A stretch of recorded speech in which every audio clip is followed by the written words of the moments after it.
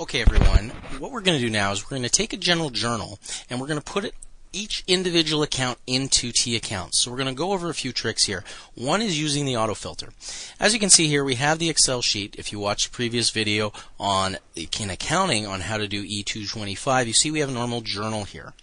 One thing you see is I only have the dates just for the first line of each journal entry. But what I'm going to do to make it easier, I'm just going to move them down so I have it on each line. It just makes it easier to see.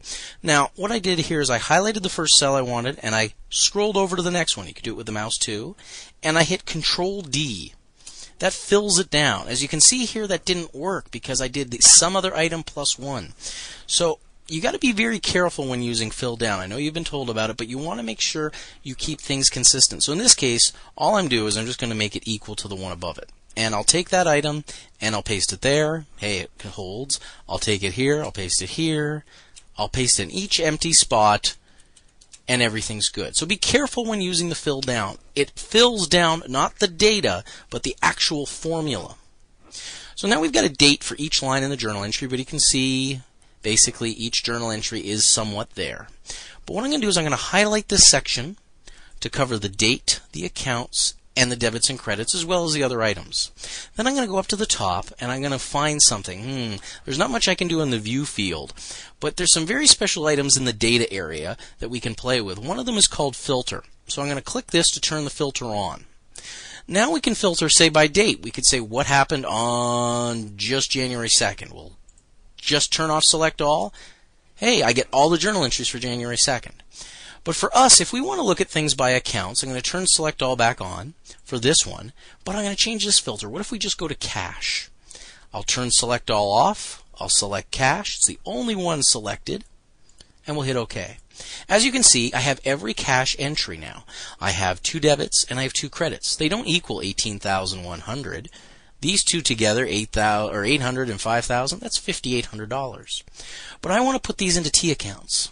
If I went over to my T account sheet, and as you can see, I've created another worksheet that has T accounts pre-done, I could say type this in as cash, and I have a space for all my debits and all my credits.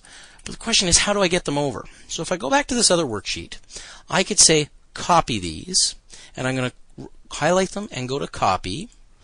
And I can go now to my worksheet that has the T accounts. Now I'm not going to just paste them. I'm going to paste a special. If you notice that, when you right-click over any area, you can go to Paste Special if there's something in your clipboard, which we did because we copied. And I'm going to paste the values. As you can see here, I now have my 2 debits and my 3 credits. I can say put some nice little underlines on that. I can say go to home and pick, I don't know, one of these nice little border features, and I can put on maybe just a thick bottom border. Now, could I figure out who wins? Well, let's do both. We know it's the sum of all here. There's our total debits. There's our total credits. Who's going to win? Well, it looks like debits are beating credits, so I guess I could highlight these both. I highlighted them both and I hit Control U.